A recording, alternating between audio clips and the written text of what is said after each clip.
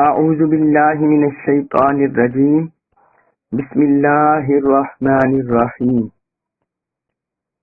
وَإِذَا اور جب جاءہم جاء آئے ہم ان کے پاس امرن کوئی خبر کوئی بھی خبر من الامن کوئی امن کسی امن کے بارے میں جب ان کے پاس کوئی خبر امن کی آئے اویل خوفی یا خوف کی اویل یا الخوفی خوف کی جب ان کے پاس کوئی خبر امن یا خوف کی آتی ہے اذاؤ وہ پھیلا دیتے ہیں بھی اسے تو وہ اسے پھیلا دیتے ہیں ولو اور اگر ردوہ وہ اسے لوٹا دیتے الی الرسول رسول صلی اللہ علیہ وسلم کی طرف وَإِلَى اور ان لوگوں کی طرف اولی الامر جو صاحبان امر ہیں اگر وہ اس خبر کو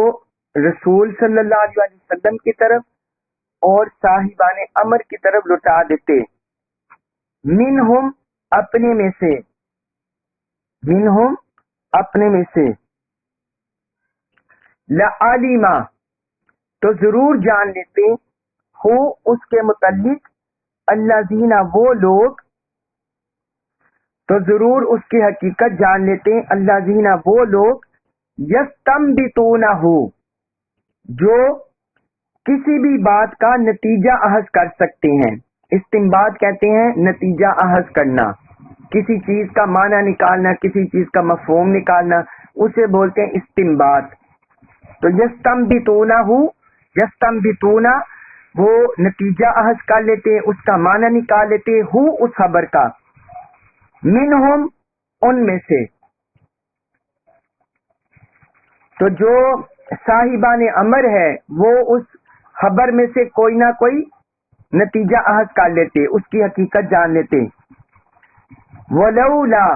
ولو اور اگر لا نہ فضل اللہ فضل ہوتا اللہ کا علیکم تم پر، اور اگر اللہ کا فضل تم پر نہ ہوتا ورحمتہ اور رحمت اس کی ورحمت اور رحمت ہو اس کی اور رحمت اس کی، اور اگر تم پر اللہ کا فضل اور اس کی رحمت نہ ہوتی لتبعتم یہ لام تقید کے ساتھ آیا آگے اتبعتم لتبعتم تم ضرور پیروی کرتے الشیطان شیطان کی، تم شیطان کی پیروی ضرور کرتے الا مگر قلیلا تھوڑے،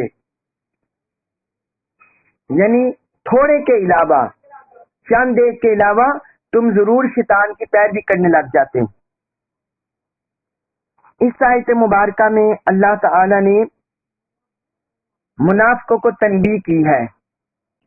انہیں فرمایا ہے کہ جب بھی کوئی امن کی یا خوف کی خبر پہنچے تو یہ فوراً پھیلا دیتے ہیں. امن سے کیا مراد ہے؟ مسلمانوں کو فتح و نصرت حاصل ہونا، مسلمانوں کے کاروبار میں، مسلمانوں کی سیاسی لحاظ سے، معاشرت کے لحاظ سے، معاشی لحاظ سے مسلمانوں کو کوئی بھی اچھی خبر ملنا. تو اور خوف سے مراد مسلمانوں کا مورال ڈاؤن ہونا، انہیں کہیں سے شکست ہونا، یا ان کا مال لوٹا جانا، یا ان کے احباب کا شہید ہونا، زخمی ہونا. تو فرمایا جب بھی انہیں کسی بھی امن کی یا خوف کی خبر ملتے ہیں تو وہ فوراً اسے پھیلا دیتے ہیں، فوراً اسے پھیلا دیتے ہیں. اس سے کیا ہوتا ہے؟ امن کی خبر پھیلانے سے مسلمانوں کا اس طرح نقصان ہوتا ہے کہ دشمنوں کے کان کھڑے ہو جاتے ہیں. وہ دیکھتے ہیں کہ مسلمانوں کو یہ فائدہ حاصل ہوا ہے، ان کو ادھر سے فتح حاصل ہوئی ہے، یا ادھر سے انہوں نے نفع کمایا ہے، فائدہ کمایا ہے، تو وہ سازشیں کرنے لگ جاتے ہیں، سازشیں شروع کر دیتے ہیں. اسی طرح خوف کی خبر پھیلانے سے مسلمانوں کو نقصان کس طرح ہوتا ہے کہ کمزور مسلمان وہ پریشر میں آ جاتے ہیں، ان پر دشمن کی داغ بیٹھ جاتی ہے اور وہ دشمن سے مرعوب ہو جاتے ہیں، خوف زدہ ہو جاتے ہیں. تو اللہ رب العزت نے فرمایا کہ یہ منافقوں کا وتیرہ ہے کہ مسلمانوں کے پاس چاہے کوئی امن کی خبر آئے یعنی ان پر خوشخبری کوئی آئے یا خوف کیا ہے وہ اسے فوراً پھیلانے کی کرتے ہیں، فوراً اس کو پھیلانے کی کرتے ہیں۔ تو آگے اللہ تعالیٰ نے فرمائے اس پر نصیحت کی، وَلَوْ رَدُّوهُ إِلَى الرَّسُولِ وَإِلَى أُولِي الْأَمْرِ مِنْهُمْ، فرمایا اگر وہ اس خبر کو بجائے شہرت دینے کے پھیلانے کے وہ اسے رسول صلی اللہ علیہ وسلم کی طرف اور صاحبان امر کی طرف لوٹا دیتے، جو اہل عقل و دانش ہے، اکابر صحابہ کرام تھے، سیدنا ابو بکر صدیق، عمر فاروق، عثمان غنی، مولا علی المرتضیٰ، عبد الرحمن بن عوف رضوان اللہ تعالی علیہم اجمعین۔ تو فرمایا یہ پھیلانے کی بجائے انہیں چاہیے تھا کہ اس خبر کو رسول صلی اللہ علیہ وسلم کی طرف پیش کرتے اور جو صاحبان امر ہے، صاحبان دانش ہے، صاحبان عقل ہے، ان کو پیش کرتے، ان کو بتاتے کہ یہ فلاں جگہ سے مسلمانوں کی یہ خبر آئی ہے، بجائے اس کو شہرت دینے کے۔ تو کیا ہوتا؟ لَعَلِمَهُ الَّذِينَ يَسْتَنبِطُونَهُ مِنْهُمْ، تو جو شخص جو صاحبان امر ہیں جو کسی بھی بات کو سن کر اس کا نتیجہ اخذ کر لیتے ہیں۔ اب دیکھیں نا، ہر بندے کی سوچنے سمجھنے کی صلاحیت جدا جدا ہوتی ہے، ہر بندے کا نالج جدا جدا ہے، سوچنے سمجھنے کی صلاحیت جدا جدا ہے۔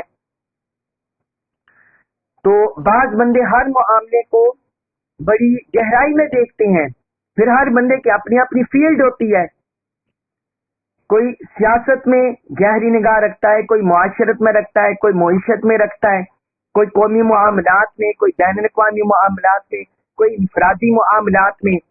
تو اللہ رب العزت نے فرمایا کہ کسی بھی خبر کو پھیلانے سے پہلے جو صاحبان امر ہے اور رسول صلی اللہ علیہ وسلم، یعنی حضور کے دور میں حضور کی ذات مبارک تھی، آپ کی حیات مبارکہ میں، تو فرمایا حضور کو پیش کر دو، اور حضور کے وصال کے بعد اس سے مراد ہے قرآن و سنت پر پیش کر دو، قرآن و سنت پر پیش کرو، اور وہاں دیکھو کہ وہاں ہمیں کیا احکام ملتے ہیں، کیا اس خبر کی جو سچائی ہے وہ اگر قرآن و سنت پر پرکھیں تو ہمیں اس سے فائدہ ہوگا یا نقصان ہوگا۔ تو اللہ رب العزت نے فرمایا کہ رسول صلی اللہ علیہ وسلم کی طرح لوٹا دو، اور جو صاحبان امر ہے، صاحبان علم ہے، ان کی طرح لوٹا دو، وہ اس میں جو حقیقت ہوگی وہ اسے جان جائیں گے اور مسلمانوں کے سامنے لے آئیں گے۔ پھر آگے فرمایا جس طرح دیکھیے آج کل میڈیا کا دور ہے، تو میڈیا پاکستان کے حق میں چاہے کوئی اچھی خبر ہو یا بری خبر ہو وہ فوراً اچھالتے ہیں، اس میں مغربی میڈیا بھی شامل ہو جاتا ہے، انڈیا کا میڈیا بھی شامل ہو جاتا ہے، طاغوت کے میڈیا بھی شامل ہو جاتے ہیں، تو وہ ہر بات کو اچھالتے ہیں۔ پاکستان کا سی پیک کا جو مسئلہ ہے، اس طرح موٹر ویز کا مسئلہ اور بہت سے قومی معاملات ہیں پاکستان کے، تو جب وہ پاکستان دشمن یا یہ سوئی گیس کی جو پائپ لائن گزرنی ہے اس کا جو مسئلہ ہے، تو جب پاکستان دشمن قوتوں کو پتہ چلتا ہے تو اس کے خلاف پراپوگنڈا کرتے ہیں مزید۔ اب یہ دیکھیے قرآن ہر حوالے سے رہنمائی فرما رہا ہے، ہر حوالے سے رہنمائی کر رہا ہے انسان کی کہ اے انسان تم اپنی خبروں کو ویسے ہی نہ پھیلا دیا کرو، تمہارے دوست بھی ہوتے ہیں دشمن بھی ہوتے ہیں، اس لیے بہتر یہ ہے جو اس حقیقت کو جانتے ہیں، اس کی گہری نظر رکھتے ہیں اس معاملے میں، ان تک وہ خبر پہنچاؤ، وہ اس کی تہ تک پہنچ جائیں گے۔ پھر آگے فرمایا وَلَوْلَا فَضْلُ اللَّهِ عَلَيْكُمْ وَرَحْمَتُهُ، اگر تم پر اللہ کا فضل نہ ہوتا اور اس کی رحمت نہ ہوتی تو تم ضرور شیطان کی پیروی کرنے لگ جاتے۔ اللہ کے فضل سے مراد حضور کی بعثت، اور اللہ کی رحمت سے مراد قرآن۔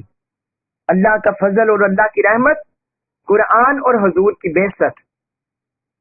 فرمایا اگر یہ نہ ہوتی، یہ نعمتیں تمہارے پاس نہ ہوتی، اس سے مراد دین کی تعلیمات بھی ہیں، شرعی تعلیمات بھی ہیں، فرمایا یہ نعمتیں اگر تمہارے پاس نہ ہوتی تو تم شیطان کی پیروی کرنے لگ جاتے۔ الا قلیلا، بہت تھوڑے سے لوگ ہوتے جو بچ پاتے، شیطان کے حملوں سے، شیطان کے ہیلوں سے، شیطان کے شر سے بہت تھوڑے لوگ بچ پاتے ہیں۔ تو شیطان کے شر سے بچنے کا طریقہ یہی ہے کہ جب بھی کوئی خبر ملے اس کو صاحبان علم تک پہنچائیں اور اس کو قرآن و سنت پر پرکھیں۔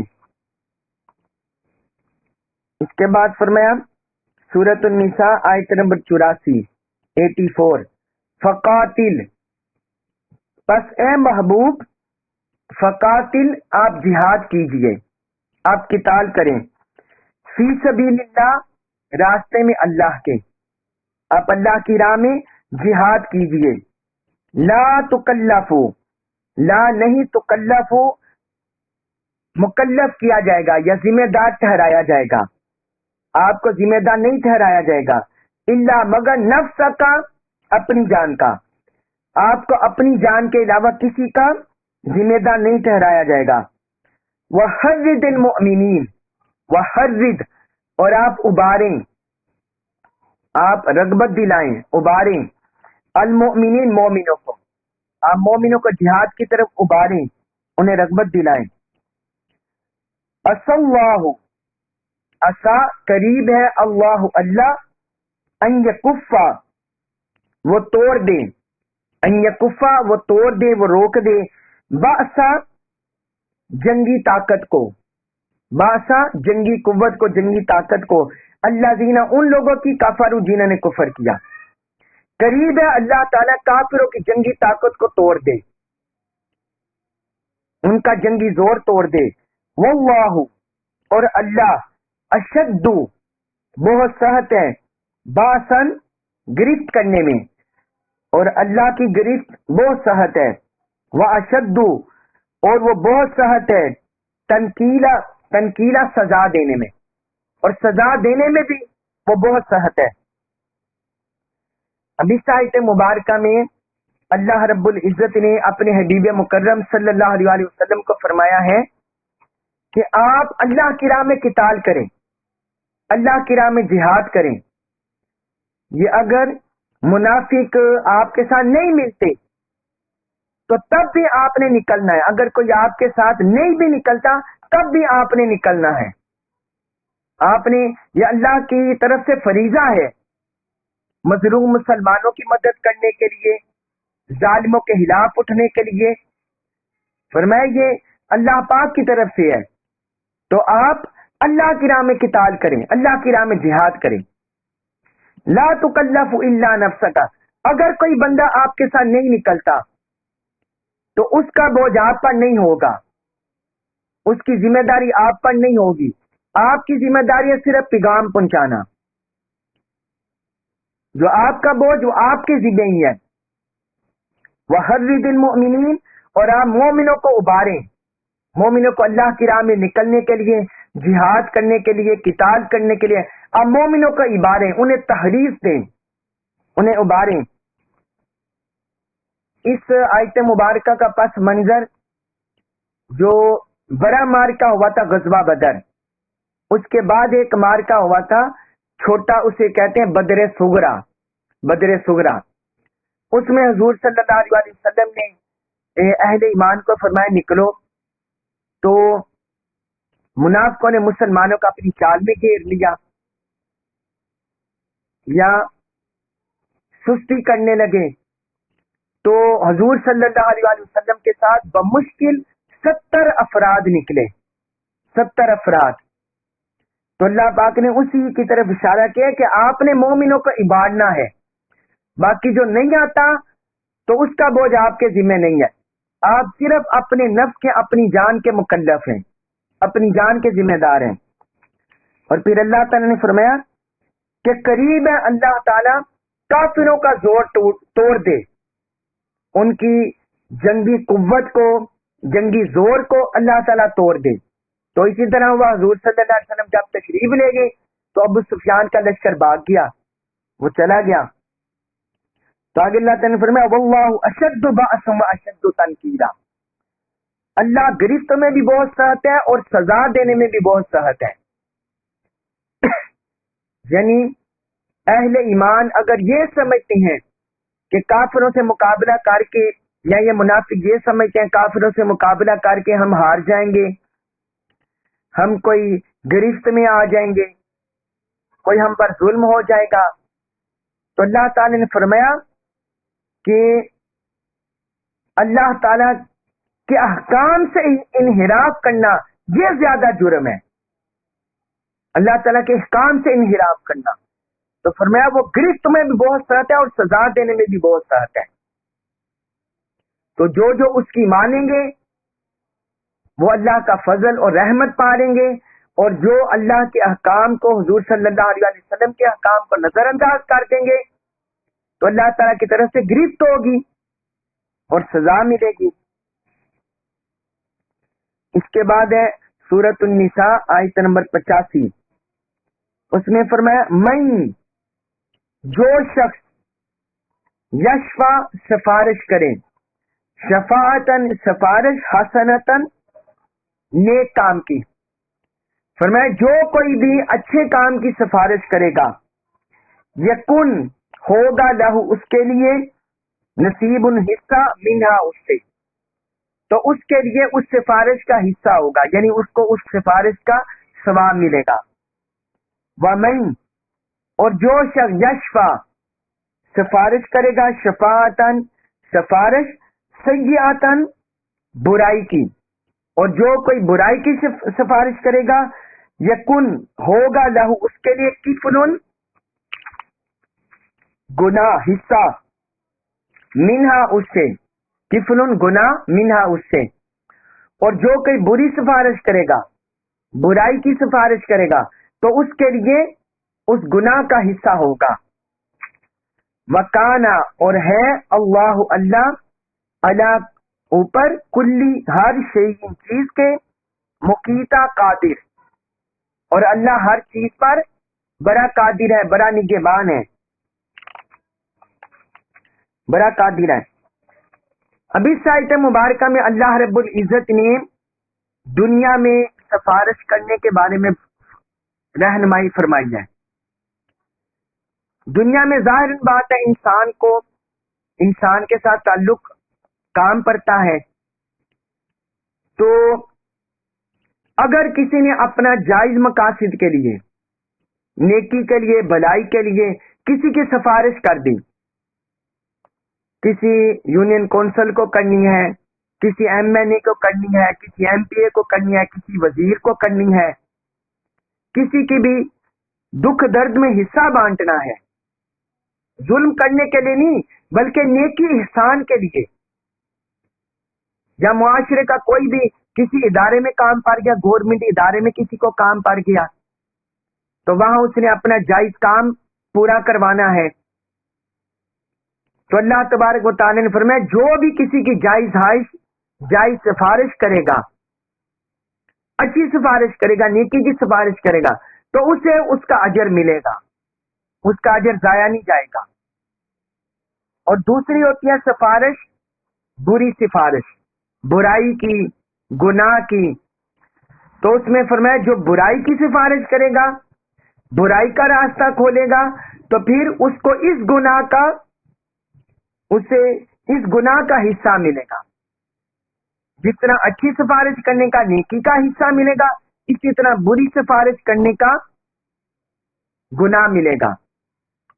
تو دونوں میں فرق ہے، جو کسی پر ظلم کرنے کے لیے، کسی کا حق کھانے کے لیے، کسی کا مال غصب کرنے کے لیے، کسی بھی طرح کی بری سفارش کرے گا، تو اللہ تعالی نے فرمایا اس کا بوجھ اس کے ذمہ ہوگا، اسے اس کا گناہ ملے گا۔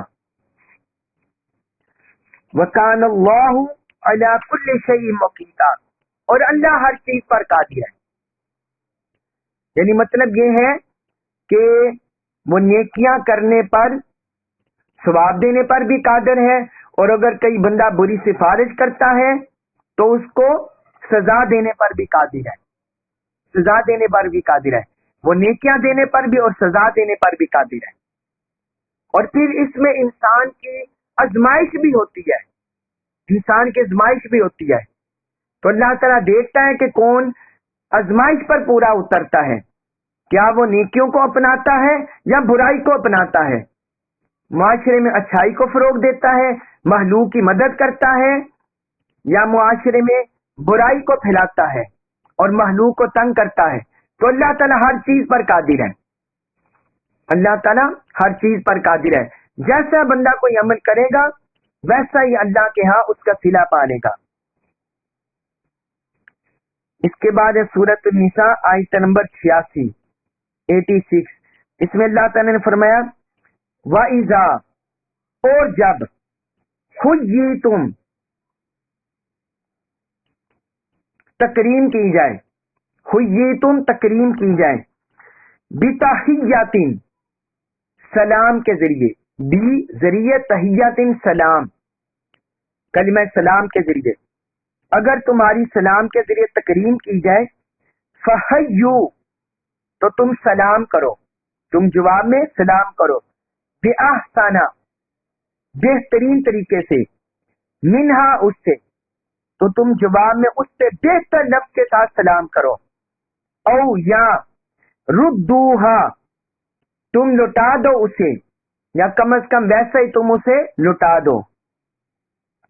انا، بے شک، اللہ، اللہ، کانا ہے، علی، اوپر، کل شیء، ہر چیز کے، حسیباً، حساب لینے والا، بے شک اللہ ہر چیز پر حساب لینے والے ہیں. ان اللہ کانا علی کل شیء حسیبا، بے شک اللہ ہر چیز پر حساب لینے والا ہے. اس آیت مبارکہ میں اللہ تعالیٰ نے ہمیں سلام کے آداب کا بتایا ہے. سلام کے کیا احکام ہے، کیا آداب ہیں، وہ اللہ رب العزت نے ہمیں اس میں تعلیم دی ہے اس آیت مبارکہ میں. آپ یہ دیکھیے، ہر معاشرے میں لوگوں کا آپس میں میل جول کرنے کے وقت کچھ نہ کچھ جملے مقرر ہیں جس سے ہر معاشرے کی پہچان ہوتی ہے. مثلا یہ جو انگلش بولنے والے، انگلش مین، انگریز، وہ جب ملتے ہیں تو وہ آپس میں ہائی، ہائی کہتے ہیں، ہائی یا ہیلو، اس طرح وہ آپس میں علیک سلیک کرتے ہیں. اسی طرح عرب زمانے میں وہ مرحبا کہہ کر اہلا وسہلا مرحبا، اس طرح، یا حیاک اللہ، اس طرح کلمہ تحیت بول کر اللہ تمہیں سلامتی کرے. تو اس طرح ہر معاشرے، اس طرح ہندی میں بھی اسی طرح بولتے ہیں، نمستے نمستے. اسلام میں ایک مسلمان کا دوسرے مسلمان سے ملنے کے وقت جو شعار بنایا گیا ہے وہ سلام ہے، وہ سلام مقرر کیا گیا ہے. شعار جو بنایا گیا ہے، سلام مقرر کیا گیا ہے. تو اللہ رب العزت نے اسی شعار کو اس آیت مبارکہ میں بیان کیا ہے کہ جب بھی تمہیں سلام کیا جائے تو تم کیا کرو، فحیو بأحسن منہا، تم اس سے بہتر طریقے سے سلام کا جواب دو. اگر کسی نے السلام علیکم بولا ہے تو جواب دینے والا بولے وعلیکم السلام ورحمۃ اللہ. اگر کسی نے السلام علیکم ورحمۃ اللہ بولا ہے تو جواب دینے والا بولے وعلیکم السلام ورحمۃ اللہ وبرکاتہ. یعنی جیسا کسی نے سلام کیا ہے اس سے بہتر جواب دے. آگے اللہ تعالیٰ نے فرمایا اگر تم اس سے بہتر جواب نہیں دے سکتے تو پھر کیا کرو، اور ردوہا، جیسا اس نے سلام دیا ویسا ہی تم اس کا جواب لوٹا دو. السلام علیکم کے بدلے وعلیکم السلام کہہ دو، یعنی ویسا ہی تم جواب لوٹا دو. اب یہاں یہ بات یاد رکھیے، سلام کرنا سنت ہے، سلام کرنا سنت ہے، اور سلام کا جواب دینا یہ واجب ہے. سلام کا جواب دینا یہ واجب ہے. جو بندہ سلام سنے اس کا جواب دے، یہ واجب ہے، یہ سلام کا جواب دینا واجب ہے. اس پر سلام کی اہمیت اور فضیلت پر میں کچھ احادیث مبارکہ آپ کو لکھواتا ہوں. کچھ احادیث مبارکہ آپ سلام کی فضیلت اور اس کے احکام و آداب پر لکھ لیں. حضرت عبداللہ بن عمر رضی اللہ عنہ سے روایت ہے کہ ایک شخص نے حضور نبی اکرم صلی اللہ علیہ وسلم سے سوال کیا. ایک شخص نے حضور سے سوال کیا ای الاسلام خیر، یا رسول اللہ کون سا اسلام بہترین ہے، کون سا اسلام بہتر ہے؟ حضور نے فرمایا تطعم الطعام وتقرأ السلام علی من عرفت ومن لم تعرف. فرمایا تم کھانا کھلاؤ اور سلام کرو ہر اس شخص کو چاہے تم اسے پہچانتے ہو یا نہیں پہچانتے، یعنی ہر شخص کو گزرتے ہوئے، جاتے ہوئے، آتے ہوئے، کہیں بھی. تو فرمایا تم ہر شخص کو سلام کرو اور اسے کھانا کھلاؤ. جو بھی محسوس کرتے ہو کھانے کی سے حاجت ہے تو اسے کھانا کھلا دو. یہ مت دیکھو کہ یہ میرا رشتہ دار ہے یا نہیں، میرا اس کے ساتھ کوئی تعلق ہے یا نہیں، میں اسے سلام کروں یا نہ کروں، اسے کھانا کھلاؤں یا نہ کھلاؤں. فرمایا یہ بہترین اسلام ہے کہ تم ہر شخص کو کھانا کھلاؤ یا سلام کرو، چاہے تم اسے پہچانتے ہو یا نہیں پہچانتے. یہ حدیث مبارک ہے صحیح البخاری میں حدیث نمبر 12 اور صحیح مسلم میں بھی یہ حدیث ہے، حدیث نمبر 39. اور پھر ایک حدیث مبارک میں ہے رسول اللہ صلی اللہ علیہ وسلم نے فرمایا لا تدخلون الجنة حتى تؤمنوا ولا تؤمنوا حتى تحابوا. فرمایا اے لوگوں تم جنت میں اس وقت تک نہیں داخل ہوگے جب تک ایمان نہ لے آؤ، جب تک تم مومن نہ ہو جاؤ جنت میں داخل نہیں ہو سکو گے. اور تم مومن کامل اس وقت تک نہیں ہو سکو گے جب تک تم آپس میں محبت نہ کرو. ایک مسلمان کا درد، ایک مسلمان کی ہمدردی، اس کی الفت محبت تمہارے دل میں نہ ہو. فرمایا تم اس وقت تک کامل مومن نہیں ہو سکتے جب تک تم آپس میں محبت نہ کرو. پھر آگے فرمایا اولا ادلکم علی شیء اذا فعلتموه تحاببتم. فرمایا کیا میں تمہیں کوئی ایسی چیز نہ بتا دوں کہ جب تم اسے کرو تو تم آپس میں محبت کرنے لگو. جب تم اس چیز پر عمل پیرا ہو تو تمہارے درمیان محبت بڑھنے لگے، تمہارے درمیان محبت پیدا ہو جائے. افشوا السلام بینکم. فرمایا تم آپس میں اپنے درمیان سلام کو پھیلایا کرو. تم آپس میں ایک دوسرے کے درمیان افشوا السلام بینکم، سلام کو پھیلایا کرو، سلام کو پھیلایا کرو. یہ صحیح مسلم میں حدیث ہے، حدیث نمبر 54 اور سنن ترمذی میں حدیث ہے، حدیث نمبر 2688. تو آپ یہ دیکھیے یہ جو سلام ہے ہمارے اندر، السلام علیکم کہنا، یہ دراصل ہمارے درمیان آپس میں محبت، الفت، بھائی چارہ، اخوت، اس کو بڑھانے کا ذریعہ ہے. ہمارے معاشرے میں بہت سی کدورتیں، نفرتیں، بغض، اناد، لڑائی جھگڑے، فتنہ اور فساد پیدا ہو گیا ہے. اسلام دین فطرت ہے، اللہ اور اللہ کے رسول کی تعلیمات وہ دین فطرت ہے، فطرت کے مطابق ہے. اس لیے آپ نے فرمایا کہ تم آپس میں سلام کو فروغ دو، سلام کو فروغ دو، سلام کیا کرو آنے جانے والوں کو.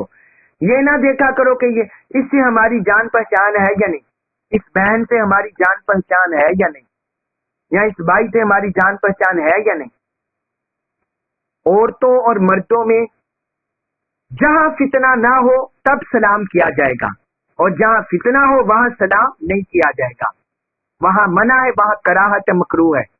ہاں جہاں فتنہ نہ ہو، بڑی عمر کے بیٹھے ہوں مرد حضرات جو باپ دادا کی عمر کے، یا کوئی دینی ماحول ہو، اس طرح کا دعوتی ماحول ہو، یا بہنیں بیٹھی ہوں اس طرح، تو جہاں فتنوں کا ماحول نہ ہو، فتنے کا اندیشہ نہ ہو، وہاں سلام کرنا جائز ہے. اور جہاں فتنوں کا اندیشہ ہو وہاں سلام کرنا جائز نہیں ہے. یہ دیکھیے اس بار میں آپ کو ایک حدیث لکھوا دیتا ہوں. حضرت جریر رضی اللہ عنہ سے مروی ہے کہ حضور نبی اکرم صلی اللہ علیہ وسلم بعض عورتوں کے پاس سے گزرے، بعض عورتوں کے پاس سے گزرے، فسلم علیہن، تو آپ نے انہیں سلام کیا، آپ نے انہیں सलाम किया। मुस्नद अहमद बिन हम्बल में है, हदीस नंबर 19,367, 19,367, 19367। इसी तरह जब कोई गैर मुस्लिम सलाम करे, गैर मुस्लिम कोई अहले किताब में से, हमारे यहाँ जिस तरह जो क्रिश्चियन रहते हैं हमारे यहाँ, अगर वो कोई सलाम करे, या वो सिंध में हिंदू वगैरह रहते हैं, अगर कोई इस तरह गैर मुस्लिम सलाम कर दे तो उसका जवाब सिर्फ देना है व अलैकुम, उसका जवाब देना है व अलैकुम, अस्सलाम ही आगे बोलना, व अलैकुम बस। हज़ूर नबी अकरम सल्लल्लाहु अलैहि वसल्लम ने फरमाया जब तुम्हें कोई अहले किताब सलाम करे तो तुम सिर्फ बोलो व अलैकुम, व अलैकुम, इस तरह जवाब देना। ये सहीहुल बुखारी में हदीस है, हदीस नंबर 5903, और सही मुस्लिम में भी ये हदीस है, हदीस नंबर 2163। हाँ, जहाँ गैर मुस्लिम और मुसलमान इकट्ठे मिलकर बैठे हो तो फिर सबको मुश्तरका सलाम कर सकते हैं, फिर मुश्तरका सलाम करने की इजाजत है। ये भी सहीहुल बुखारी में हदीस है, हदीस नंबर 5899, 5899। और कुछ सलाम के मजीद आदाब भी हुजूर सल्लल्लाहु अलैहि वसल्लम ने बयान फरमाए हैं कि जो सवार है, सवारी पर जाने वाला, वो पैदल को सलाम करे। युसल्लिमु राकिबु अलल माशी, सवार जो है सवारी पर जा रहा है, कार पर, गाड़ी पर, तो वो पैदल जाने वाले को सलाम करे। वल माशी अलल काइद, और पैदल जाने वाला बैठने वाले को सलाम करे, जो बैठा हो बंदा। वल कलीलु अलल कसीर, और थोड़े बंदे ज्यादा लोगों को सलाम करें, यानी थोड़े मजमे कहीं जा रहे हैं, आगे ज्यादा मजमा आ गया, ज्यादा लोग आगे, ये थोड़े वाले ज्यादा को सलाम करें। वह सगीर अलल कबीर, और छोटा बड़े को सलाम करें। ये भी सलाम का आदाब है, सलाम के आदाब में से है।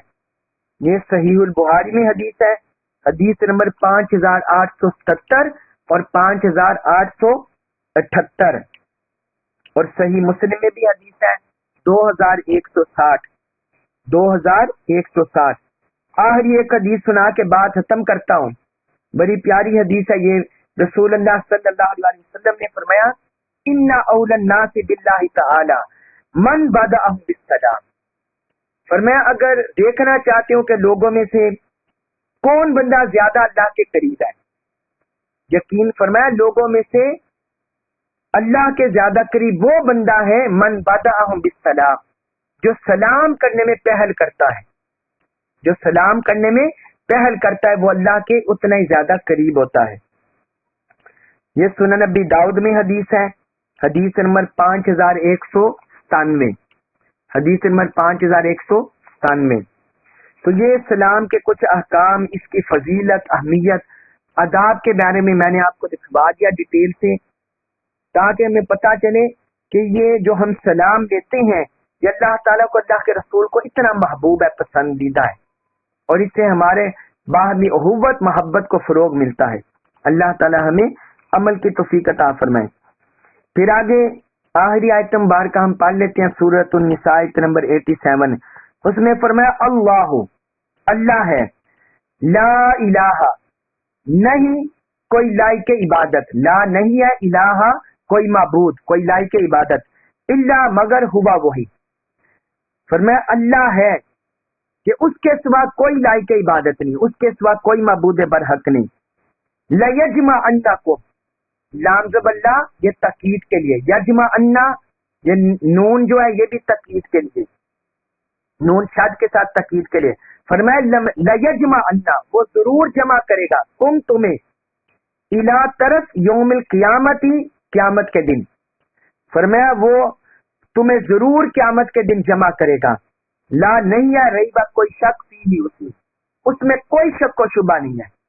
फरमाया अल्लाह वो जात है जिसके सिवा कोई लायक इबादत नहीं, और वो तुम सबको क़यामत के दिन जरूर जमा करेगा, उसमें कोई शक की गुंजाइश नहीं है। वमन, और कौन है, अस्तकु ज्यादा सच्चा, मिनल्लाह अल्लाह से, हदीसन बात में। वमन अस्तकु मिनल्लाह हदीसा, और अल्लाह से ज्यादा बात में सच्चा कौन है। اب اس آیت مبارکہ میں اللہ تعالی نے سارے اہل ایمان کو، ان میں منافق بھی آگے، مسلمان بھی آگے، کمزور بھی آگے، طاقتور بھی آگے، سب کو فرمایا جان لو کہ اللہ ہی حقیقی مستحق عبادت ہے، وہی حقیقی معبود ہے، وہی معبود برحق ہے۔ اور اللہ کی الوہیت بیان کرنے کے بعد فرمایا کہ وہ تم سب کو قیامت کے دن ضرور جمع کرے گا۔ قیامت کے دن کے آنے میں کوئی شک و شبہ نہیں ہے، وہ دن ضرور آ کر رہنا ہے۔ دنیا میں یہاں کسی نے ہمیشہ کے لیے نہیں رہنا، دنیا فانی ہے، یہاں کی ہر چیز فانی ہے۔ تو جو اللہ اور اللہ کے رسول کی مانے گا وہ کامیاب ہو جائے گا، اور جو ان سے منہ پھیرے گا وہ ناکام اور حاصل و نامراد ہو جائے گا۔ تو فرمایا ومن اصدق من اللہ حدیثا، اللہ سے زیادہ سچی بات کس کی ہے؟ اس کی بات سب سے زیادہ سچی ہے، اس کا فرمان سب سے زیادہ سچا ہے جو اس نے بیان فرما دیا۔ اس کو ماننا، اس پر عمل کرنا، اسی میں ہی انسان کی بھلائی ہے۔ اللہ تبارک و تعالی ہمیں قرآن مجید کا کما کو فہم نصیب فرمائے اور ہمیں اس پر عمل پیرا ہونے کی توفیق عطا فرمائے۔ وما علیہ الا البلاغ المبین۔